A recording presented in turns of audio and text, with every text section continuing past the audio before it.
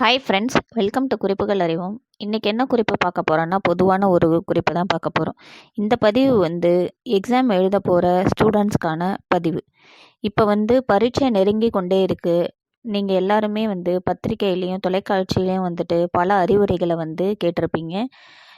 குழந்தைங்க எப்படி படிக்கலாம், எப்படி எக்ஸாமுக்கு தயாராகிறதுங்கிறத பற்றி பல பதிவுகளை பார்த்துருப்பீங்க. அதில் இந்த ஒரு பதிவும் உங்களுக்கு பல விஷயங்களை தெரிவிக்கிற ஒரு பதிவாக இருக்கும். பிள்ளைகளுக்கு தான் எக்ஸாம் டென்ஷன்னு பார்த்தா, அவங்கள பெற்ற பெற்றோர்களுக்குமே எக்ஸாம் டென்ஷன் அதிகமாகவே இருக்குங்க. பெற்றவர்கள் உங்களுடைய எக்ஸாம் டென்ஷனை தயவு செய்து உங்கள் பிள்ளைகள் மேலே காமிக்காதீங்க. பிள்ளைகளை கொஞ்சம் ஃப்ரீயாக விடுங்க. அவங்க அவங்களுக்கு படிக்க வேண்டிய போர்ஷன்ஸை அவங்க அவங்களாவே திட்டமிடட்டும். சரிங்களா? இப்போ எக்ஸாமுக்கு ஒரு வாரத்துக்கு முன்னாடி அவங்களுக்கு ஒரு வாரம் லீவு கிடைக்குதுன்னு வச்சுக்கோங்க. அந்த 7 நாட்களை அவங்க திட்டமிட்டு படிக்கணும். அந்த 7 நாட்களுக்கு அவங்களுக்கு கடினமான சப்ஜெக்ட்ஸ் எதுவோ அதை முதல்ல கவனம் செலுத்தி படிக்கணும். எவ்வளோ நாட்களுக்குள்ளே அந்த 7 நாள் லீவில் எத்தனை நாட்கள் அந்த கடினமான ஒரு சப்ஜெக்ட்டுக்கு கொடுக்கலாம். அடுத்து கொஞ்சம் சுலபமான ஒரு சப்ஜெக்டை எடுத்துக்கலாம். அடுத்து ரொம்ப ஈஸியாகவே இருக்கக்கூடிய ஒரு சப்ஜெக்டை எடுத்துக்கலாம். ஸோ அதனால் அவங்க படிக்கக்கூடிய சப்ஜெக்ட்ஸை அவங்களுக்கு கிடைக்கக்கூடிய நேரங்கள், நாட்களில் அவங்க திட்டமிட்டு படிக்கணுங்க. சரிங்களா? அதுதான் டைம் டேபிள் போட்டு படிக்கணும். டைம் பிளான் பண்ணி படிக்கணும். இந்த time table and time planning உங்களுக்கு படிப்பு சம்பந்தமாக மட்டும் கிடையாதுங்க. உங்களோட அன்றாட வாழ்க்கையில் ஒரு ஒழுங்குத்தன்மை வேணும்னா கண்டிப்பாக நீங்கள் சில விஷயங்களை பிளான் பண்ணி கரெக்டாக பண்ணணும். அதில் டைம் பிளானிங் ரொம்பவே முக்கியங்க. நாட் ஓன்லி டைம் பிளானிங், நம்மளோட வேலைக்கான அடுத்தடுத்த ஸ்டெப்பை பிளான் பண்ணி பண்ணுறது நமக்கு ரொம்பவே முக்கியங்க. ஸோ அந்த விஷயத்தில் குழந்தைங்க கண்டிப்பாக திட்டமிட்டு படிக்கணும். அடுத்து அவங்க அந்த திட்டமிடுதலுக்கு அடுத்தபடியாக எடுத்துக்கிட்டிங்கன்னா, அவங்க படிக்கக்கூடிய இடத்த கரெக்டாக தேர்வு செஞ்சுக்கணும். அவங்க வீட்டில் அவங்க டேபிள் சேர் பயன்படுத்தினாலும் சரி, இல்லை கீழே பாய் விரித்து உட்காந்து அதில் படிக்கிறதா இருந்தாலும் சரி, அவங்களுக்குரிய ஒரு பிளேஸை அவங்க தேர்வு செஞ்சு அந்த பிளேஸில் அவங்களுக்கு தேவையான சப்ஜெக்ட் புக்ஸு மற்றும் சப்ஜெக்ட் மெட்டீரியல்ஸ்லாம் எடுத்து வச்சுக்கிட்டு அவங்க படிக்க ஆரம்பிக்கணும். அந்த இடத்துல நீங்கள் பிள்ளைகளை கவனத்தை திசை திருப்புற மாதிரி உள்ள பொருட்களெல்லாம் கண்டிப்பாக அங்கேருந்து விலக்கிடணும். அடுத்து அவங்களுக்கு தேவையான தண்ணீர் எடுத்து வச்சுக்கிட்டு இடையில அவங்க பிரேக் எடுக்கும்போது அந்த தண்ணீர் குடிச்சிக்கிட்டு கொஞ்சம் அவங்க ஃப்ரீயாக ஒரு நடைப்பயணம் மாதிரி பக்கத்தில் நடந்துட்டு கூட உட்காந்து படிக்கலாம். ஸோ 2வது எடுத்துக்கிட்டிங்கன்னா, அவங்களுக்கான படிப்பதற்குரிய இடத்த தேர்வு செஞ்சு அந்த இடத்துல அவங்க கவனத்தை திசை திருப்பக்கூடிய பொருட்களெல்லாம் கண்டிப்பாக அகற்றணும். ஸோ முதல்ல கவனமாக அவங்களோட படிக்கக்கூடிய போர்ஷன்ஸை திட்டமிடணும். அடுத்ததாக அவங்க படிக்கக்கூடிய இடத்த தேர்வு செஞ்சு அங்கேருந்து திசை திருப்பக்கூடிய விஷயங்களை அகற்றணும். அடுத்ததாக நிறைய குழந்தைங்களுக்கு டவுட் இருக்கும். எக்ஸாம் டைமில் எப்படி காலையில் விடியகாலம் எழுந்து படிக்கணுமா, இல்லை ஈவினிங் படிக்கணுமா, இல்லை நைட்டு கண்முழிச்சு படிக்கணுமா அப்படிங்கிற மாதிரி நிறைய குழந்தைங்களுக்கு டவுட் இருக்கும். அடுத்து பெற்றவங்களும் நிறைய விஷயங்கள் அவங்கள போட்டு ப்ரெஷர் கொடுத்துக்கிட்டே இருப்பாங்க. அது அந்தந்த குழந்தைங்களுக்குரிய ஒரு தேர்வாகவே இருக்கட்டும். சரிங்களா? கண்டிப்பாக விடிய காலம் எழுந்து தான் படிக்கணும், இல்லை நைட்டு கண்முழிச்சு தான் படிக்கணும், இல்லை ஈவினிங் படிக்கணும், மத்தியானம் படிக்கணுங்கிற அர்த்தம் கிடையாதுங்க. சரிங்களா? நீங்கள் எப்போவுமே இதில் கவனிக்க வேண்டிய விஷயம் என்னன்னு பார்த்தீங்கன்னா, நீங்கள் நல்லா புத்துணர்ச்சியாக இருக்கும்போது கடினமான சப்ஜெக்டும், அடுத்து கொஞ்சம் சோர்வாக இருக்கும்போது ஈஸியான சப்ஜெக்டும் படிக்கிறது தான் ரொம்ப முக்கியம். சரிங்களா? காலையில் புத்துணர்ச்சியாக நீங்கள் குளிச்சுட்டு ஒரு ப்ரேயர் பண்ணிவிட்டு அதுக்கப்புறமா படிக்க ஆரம்பிக்கும் போது ரொம்ப புத்துணர்ச்சியாக இருப்பீங்க. அந்த நேரங்களில் உங்களுக்கு கடினமாக இருக்கிற சப்ஜெக்டை எடுத்து படிங்க. அப்போ தான் உங்களுக்கு அந்த கடினம் கூட கொஞ்சம் சுலபமாக மாறி உங்களுக்கு ஈஸியாகவே படிக்க முடியும். அடுத்து நைட்டு நேரங்களில் கொஞ்சம் சோர்வாக இருக்கிற சமயங்களில் ஈஸியான போர்ஷன்ஸை திருப்பி பாருங்கள். இல்லை காலையில் படித்த போர்ஷன்ஸை நீங்கள் எழுதி பார்க்கலாம். சரிங்களா? ஸோ அதனால் படிக்கக்கூடிய நேரம் எது வேணால் இருக்கலாங்க. அது காலையிலையும் இருக்கலாம், மத்தியானம் இருக்கலாம், ஈவினிங் இருக்கலாம், நைட் இருக்கலாம். ஆனால் கண்டிப்பாக நீங்கள் புத்துணர்ச்சியாக இருக்கும்போது கடினமான போர்ஷன்ஸும், கொஞ்சம் சோர்வாக இருக்கும்போது ஈஸியான போர்ஷன்ஸும் வந்து படிக்க தவறாதீங்க. அண்ட் முக்கியமாக இதில் கவனிக்க வேண்டியது என்னன்னு பார்த்தீங்கன்னா, நைட்டு ரொம்ப நேரம் கண் முழிச்சு வந்து படிக்கிறத வந்து குறைச்சிக்கோங்க. உங்களுக்கான டைமை வந்து நீங்களே ஃபிக்ஸ் பண்ணிக்கோங்க. 9:30 இல்லை 10:30ன்னு ஃபிக்ஸ் பண்ணிக்கிட்டு, அதுக்குள்ளே வந்து உங்களோட அந்த டைமை வந்து டிவைட் பண்ணி எந்தெந்த சப்ஜெக்ட்டுக்கு எவ்வளோ மணி நேரம்னு ஒதுக்குங்க. அப்படி ஒதுக்கிட்டு படித்து முடிச்சுட்டு சீக்கிரமாகவே தூங்குங்க. ஏன்னா நைட்டு கண் முழிச்சு தூங்குறதுனால அடுத்த நாள் காலையில் எழுந்துக்கும் போது உங்களுக்கு கொஞ்சம் சோர்வாக இருக்கும். அடுத்த நாளுக்கான விஷயங்களை வந்து பண்ணுறதுல உங்களுக்கு வந்து டிலே ஆகிறதுக்கான வாய்ப்புகள் இருக்குது. அதனால் நைட்டு கண் முழிச்சு படிக்கிறத வந்து அறவே தவிர்த்துருங்க. அடுத்ததாக நீங்கள் படிக்கக்கூடிய விஷயங்களில் முக்கியமாக நீங்கள் வந்து என்ன பண்ணணும்னா, படிக்கும்போதே கடினமாக இருக்கிற போர்ஷன்ஸை வந்து படிக்கிறீங்க, இல்லை கடினமான ஒரு கொஷினை படிக்கிறீங்கன்னா, அந்த கொஷினில் வந்துட்டு இம்பார்ட்டன்ட் பாயிண்ட்ஸை வந்து நீங்கள் கண்டிப்பாக வந்து ஹிண்ட்ஸ் மாதிரி எடுத்து வச்சுக்கோங்க. அப்படி ஹிண்ட்ஸ் மாதிரி எடுத்துக்கிறது படித்து முடிச்சுட்டு அந்த புக்கை மூடிட்டு அந்த அந்த கேள்விக்கான பதிலை வந்து ஹிண்ட்ஸ் மாதிரியே நீங்கள் எழுதலாம். அப்போ தான் உங்களுக்கு படித்தது எவ்வளோ தூரம் மனசில் நிற்கிதுங்கிறத வந்து தெரியும். ஸோ இதை வந்து நீங்கள் எப்படி சொல்லலாம்னா, read instead of writing or write instead of reading. சரிங்களா? வெறும் படித்தா மட்டும் போதும், நான் போய் டைரெக்டாக எக்ஸாமில் எழுதிடுவேன்னு நீங்கள் வந்து அந்த மாதிரி ஒரு மனப்பான்மையில் இருக்கக்கூடாது குழந்தைங்களா. நீங்கள் வந்து எப்போவுமே படித்ததை வந்து எழுதி பார்க்கணும். அதே போல் கண்டிப்பாக எழுதணும் படித்ததை அப்படிங்கிறது தான் இதுக்கான அர்த்தம். எழுதி பார்த்து ஸ்டிக் நோட்ஸ் வந்து வச்சுக்கிறது வந்து ரொம்பவே நல்லது. ஹிண்ட்ஸ் மாதிரி எடுத்து வச்சுக்கிறதும் நல்லது. அது on the day of exam அந்த ஹிண்ட்ஸை மட்டுமே நீங்கள் கூட வந்து பார்த்துட்டு போகலாம். சரிங்களா? ஸோ அது ரொம்பவே இம்பார்ட்டண்ட்டு. அடுத்து ஒவ்வொரு 45 நிமிஷம் இல்லை அரை மணி நேரம் வந்து தொடர்ச்சியாக படிச்சிங்கன்னா, அதுக்கு இடையில ஒரு 10 மினிட்ஸ் வந்து பிரேக் எடுத்துக்கோங்க. தண்ணி குடிங்க. கொ அதுக்கப்புறமா வந்துட்டு உங்களுக்கு பிடிச்ச விஷயம் ஏதாவது எழுந்து போய் உங்கள் வீட்டில் உங்கள் பேரண்ட்ஸ்க்கும் கூட வந்து ஹெல்ப் பண்ணுங்கள். பண்ணிவிட்டு உங்களை நீங்களே கொஞ்சம் டைவர்ட் பண்ணிவிட்டு பிரேக் எடுத்துக்கிட்டு அதுக்கப்புறமா வந்து திரும்பவும் படிங்க. இல்லை நீங்கள் அந்த சமயங்களில் அந்த பிரேக் டைமில் கூட உங்களோட ஃப்ரெண்ட்ஸுக்கிட்ட வந்து கால் பண்ணி அவங்க கூட வந்து இந்த சப்ஜெக்ட் ரிலேட்டடாக வந்து நீங்கள் டிஸ்கஸ் பண்ணலாம். அவங்க வந்து எப்படி வந்து அந்த கஷ்டமான போர்ஷனை வந்து படித்தாங்கன்னு அவங்கக்கிட்ட வந்து ஐடியாஸ்லாம் கேட்கலாம். சரிங்களா? அடுத்தது நீங்கள் படிக்கக்கூடிய பொசிஷனை கூட வந்து நெக்ஸ்ட்டு அந்த பிரேக்குக்கு அப்புறமா கூட நீங்கள் மாற்றி வந்து வச்சுக்கலாம். ஒரு இடத்துல உட்காந்து படிக்கும்போது உங்களுக்கு வெளிச்சமோ இல்லை கவன சிதறலோ இருக்கும், இல்லை உங்களுக்கு வேறு எதுவும் இடையூறுகள் இருந்துச்சுன்னா நீங்கள் உங்கள் படிக்கிற பொசிஷனை கூட பிரேக் முடிச்சுட்டு அடுத்த டைம் படிக்கும்போது நீங்கள் மாற்றி உட்காந்து கூட படிக்கிறது மூலயமா உங்களுக்கு ஒரு ஒரு டைவர்ட் ஆகும். உங்களால் நல்லா வந்து படிக்க முடியும். ஸோ இதுவும் வந்து நீங்கள் கவனத்தில் வச்சுக்கோங்க.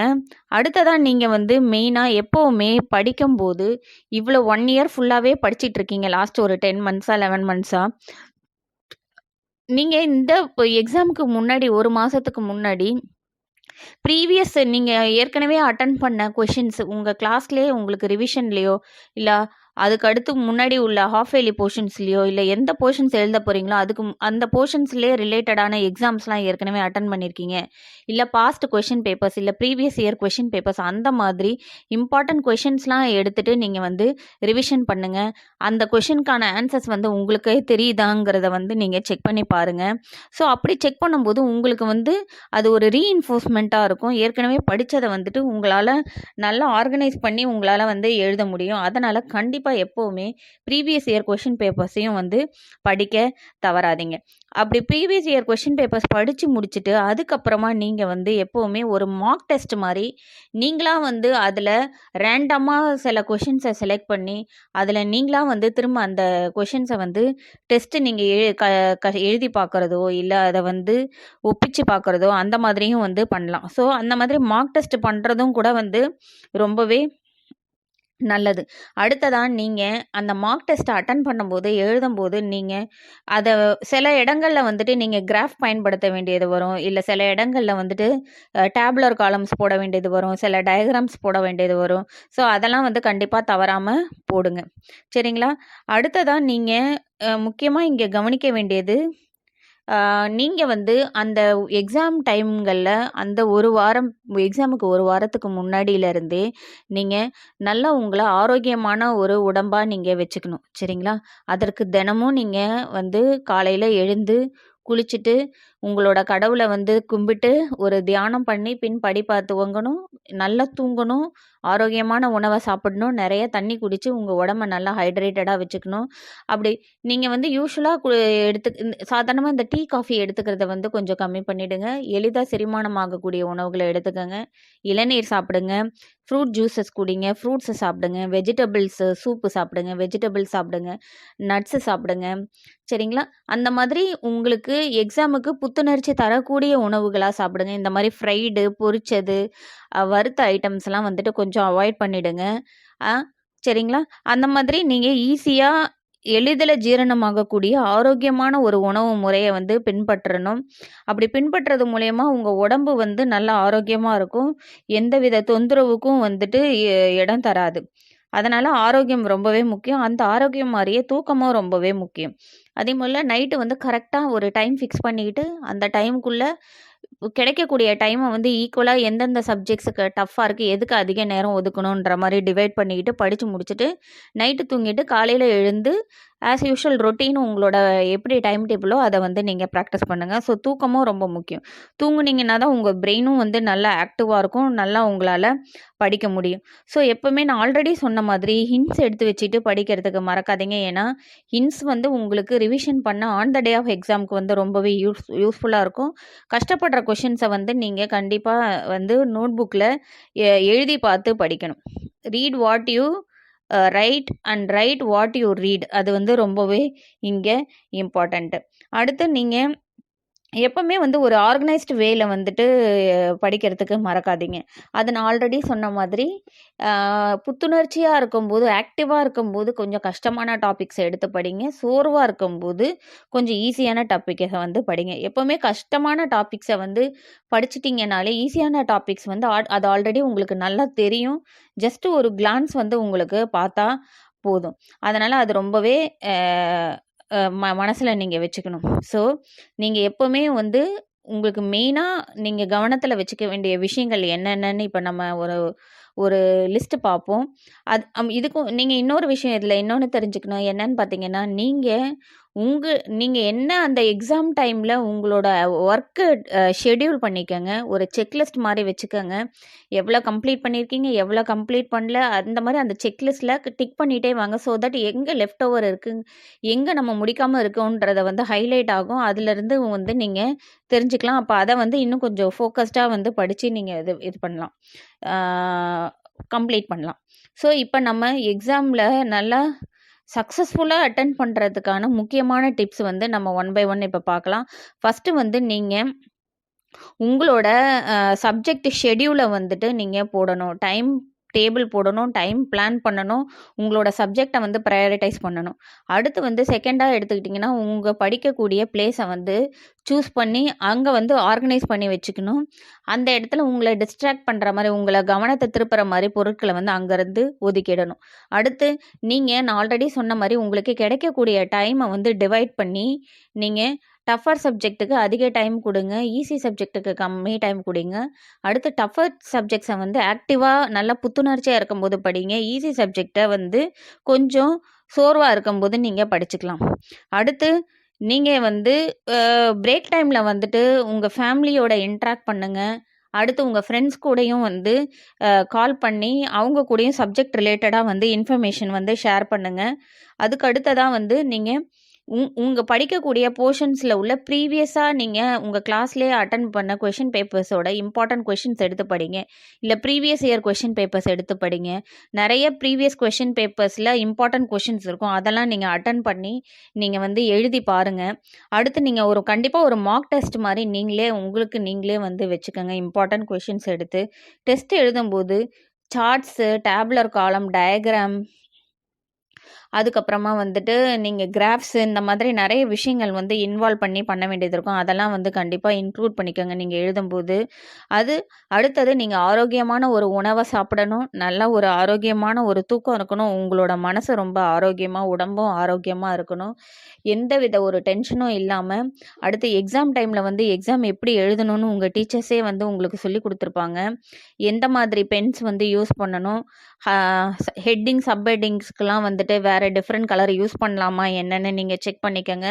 அண்ட் எல்லா கொஷினும் வந்துட்டு அவங்க கொடுத்துருக்க மாதிரி கொஷினை வந்து நல்லா தரவாக ரீட் பண்ணி அதுக்கேற்ற மாதிரி நீங்கள் வந்து ஆன்சர் பண்ணணும். தேவைப்பட்ட இடங்களில் டயக்ராம், கிராஃப்ஸு எல்லாமே போட்டுக்கோங்க.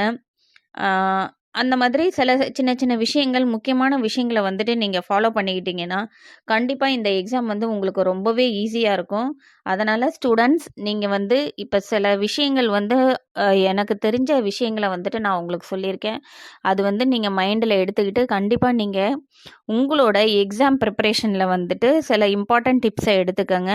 எடுத்து படிக்கிறது மூலயமா கண்டிப்பாக உங்களோட ஃப்யூச்சர் வந்து ரொம்பவே நல்ல ஒரு சக்ஸஸ்ஃபுல்லான ஒரு கேரியர் ஓரியன்டான ஒரு ஃப்யூச்சராக இருக்கும். ஸோ நம்ம இவ்வளோ தூரம் கஷ்டப்படுறது வந்து நல்லா ஹார்ட் ஒர்க் பண்ணி படிக்கிறது எதுக்காக? சில விஷயங்களுக்காக. சரிங்களா? உங்களை செல்ஃபாக நீங்கள் டெவலப் பண்ணிக்கணும். உங்கள் கேரியர் இம்ப்ரூவ்மெண்ட் இருக்கணும். நீங்கள் வந்து பெஸ்ட்டாக இருக்கணும். உங்களோட ஃப்யூச்சரை நீங்களே வந்து நல்லா பிளான் பண்ணலாம். உங்களோட ஃபர்தர் எஜுகேஷனை வந்து நீங்கள் நல்லா பிளான் பண்ணலாம். இந்த மாதிரி சில விஷயங்களை வந்து மனசில் வச்சு தான் வந்து இந்த எக்ஸாம் ப்ரிப்பரேஷன் வந்து ஹார்ட் ஒர்க் பண்ணணுங்கிறது. சரிங்களா ஸ்டூடெண்ட்ஸ்? அதனால் கண்டிப்பாக நீங்கள் எக்ஸாம்ஸ் வந்து கண்டிப்பாக நீங்கள் நல்லபடியாக எழுதுவீங்க. உங்கள் மேலே நீங்களே கான்ஃபிடெண்ட்டாக இருங்க. அடுத்து எந்தவித ஒரு ஸ்ட்ரெஸ்ஸும் டென்ஷனும் இல்லாமல் மைண்டை ஃப்ரீயாக வச்சுக்கிட்டு நல்லா எக்ஸாம் எழுதுங்க. All the best students. இந்த எக்ஸாம்ஸ் வந்து நீங்கள் ரொம்பவே நல்லா பெஸ்ட்டாக பர்ஃபார்ம் பண்ணணுங்கிறது தான் இந்த குறிப்புகள் அறிவோம் சேனலோட ஒரு wish. So I am wishing you a success in all your exams. Best wishes students. இந்த வீடியோ உங்களுக்கு பிடிச்சிருக்குன்னு நினைக்கிறேன். வீடியோ பிடிச்சிருந்துச்சுன்னா லைக் பண்ணுங்கள், ஷேர் பண்ணுங்கள், கமெண்ட் பண்ணுங்கள். இதே போல் நெக்ஸ்ட் ஒரு யூஸ்ஃபுல்லான வீடியோவில் பார்க்கலாம். பாய். தேங்க்யூ.